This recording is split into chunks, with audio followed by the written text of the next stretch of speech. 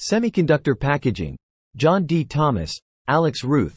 Book 5, Section 2, Chapter 3, Topic 3, Part 2. Advancements and future trends. Ongoing advancements in solder materials, assembly techniques, and process controls are driving improvements in chip attachment for semiconductor packaging. This includes the development of lead-free solder alternatives, soldering underfill materials, and advanced soldering methods such as laser soldering and solder jetting. Additionally, the integration of in-situ monitoring techniques and automated inspection systems enhances process control and quality assurance in chip attachment.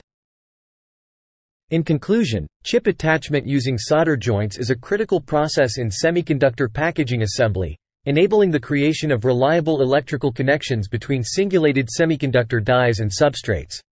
By understanding the techniques, materials, challenges, and considerations involved in chip attachment, manufacturers can optimize the reliability, performance, and quality of packaged integrated circuits, driving innovation and advancement in the semiconductor industry.